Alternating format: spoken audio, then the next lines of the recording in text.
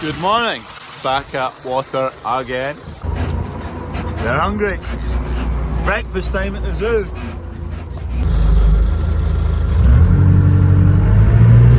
By the way, ammonia treated wheat straw. Harbro stopped doing it. Found someone who is doing it. So if you're interested, get in contact with me and I'll pass it on to them. Just need to gather up enough volume, enough customers to make it worth their while. Right, we're on the move. Heading off to yard 4 now with the combine. There is a field at yard 3 which bridges onto yard 4 as well, so there's a big block of wheat to do along there. Anyway, they're heading off. I'm going to head into the workshop for half an hour, and then Dad might be able to do a few trailer fills, and then I'll probably jump in a trailer because there's wheat to shift in the shed behind me.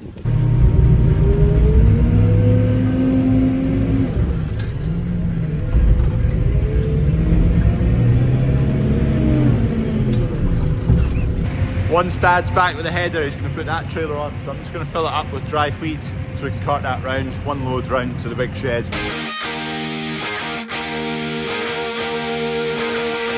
The wall of wheat begins, although it hadn't finished from last year.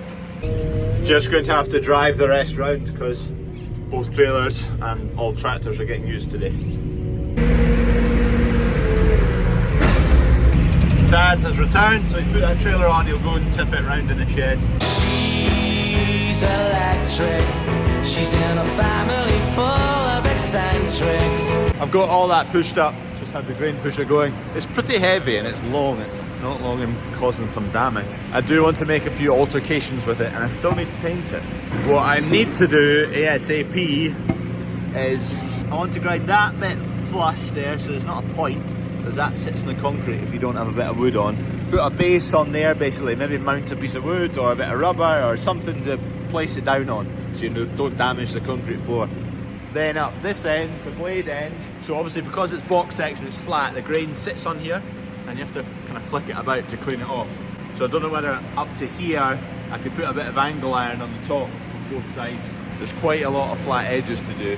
The end is, this is scaffold boards on the end here. I want to put at least one more scaffold board on. I think it'd be fine. It'd manage it no bother with another, maybe even another again. I am just conscious of adding weight at this end. Say your wheels are your pivot point. You've got 1 metre to the headstock, so that's 1 metre times whatever weight you add there. Versus right at the end, that's 8.5 metres times the same weight you add there. So that's 8.5 times more bending moment comes from adding weight at that end to at this end. 100 kilos there, you need 850 kilos here to be the equivalent of 100 kilos over there. A couple of scaffold boards and a bit of angle iron that adds up to 40-50 kilo, that adds a lot of weight to the forklift. A lot more than you think. Kev's just dropped in a load here which feels not dry. We'll go with that, let's test it. I'm going to say 20%. At least. Oh man, it's like mush in there. Does not feel dry at all. 19.7. I'm going to do another couple. 20. 20.2 that last one, yeah, so it's pretty much 20% moisture. Okay, a mount for a spade. It's going to make it nice and simple. Bit of steel here, bit of steel on the other side so the handle slots in between. Then a wee bit of steel that comes around here. So you just slot it in like that. Seems to fit better upside down.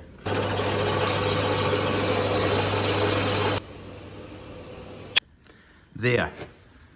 So now, I've actually realised I can just put the spade in there. So that can slot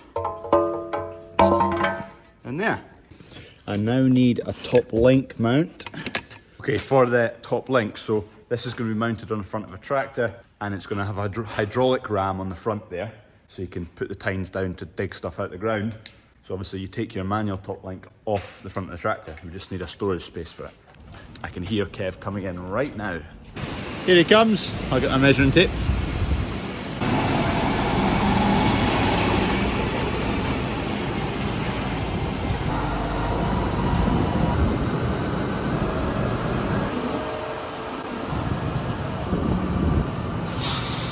Right, I've got my measurements. I'm just going to push up some wheat.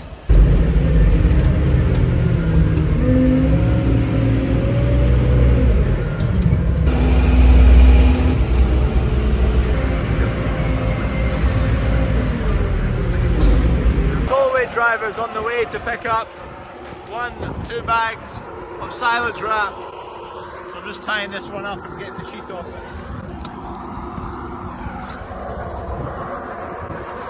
Those 2 are ready to go. Once they're gone, I'll just chuck that back on the pallet and put a new bag in it. That one wasn't full, but it was 80%, and it gets it out the road. We're not really needing them for a few months yet, so gets them out the road, tidy the place up. Kev's just in with another load. Lorry's here.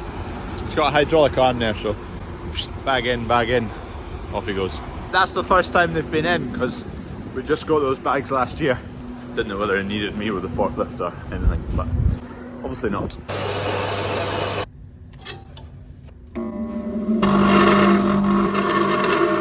Right, I've done a quick swap with Dad. I'll do a load, he can grab some grub. Just moved field from, we call it Triangle, to car gates. Right, 1 full load. Just heading back, although there's someone parked in the gateway. Hopefully they're going to move. She's making some hash of this. Reversed onto the main road there, but I'm going that way, but anyway, that'll do. Emptied, swap back. I decided to commit to, you might think as a peculiar position. It keeps things out of the way for now because I'm not sure where I'm going to put the toolbox. And that lets me finish all the welding now so I can clean this all down and paint it. So you take your top link off, down in there, and then that will just sit like that. And I'm pretty sure when you take this, oh, your bandit's hot, it clears the weights. And then the toolbox I can mount after because I can just drill holes and tap them. Wheat's still coming in thick and fast. I've not pushed up for 2 loads, so there won't be a huge amount of space for Kev. Oh, he'll get down that far side. I'm going to swap places with Dad now. He's away off drinking beers. Come on! Not quite, but not miles off of it. Oh, disaster! Disaster has struck. Air conditioning's not working. How will I survive? Flippin' Nora! It's almost as bad as when the GPS stops working. Imagine that, driving a tractor without aircon and GPS. Started off this morning in the triangle field over there, we call it. As you can imagine, it is shaped like a triangle. Jumped out of there about maybe 1 o'clock. We've wiped out this block, just about. These are quite short rounds, that'll not take long. And then there's another field just over the hedge. The sun's come out to play. Lovely, lovely. We're just chopping all this straw.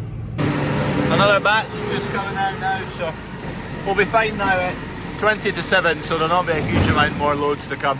And then I can get some of that shifted. For anyone who's listened to the 2 Farming Crawfords podcasts, there's probably 2 episodes out by now. Put it down below what you think, how we could improve it. Right, field done, we're going to shift. Take this trailer off.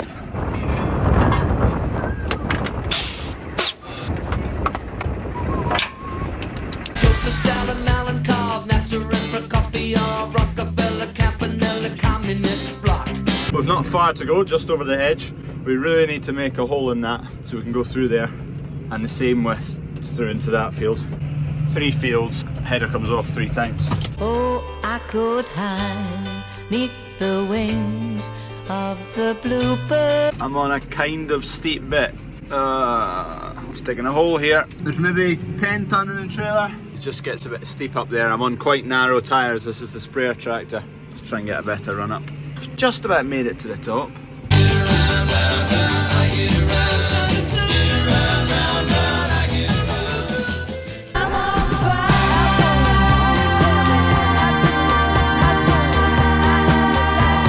Come on! Come on! Come on! No, don't start spinning.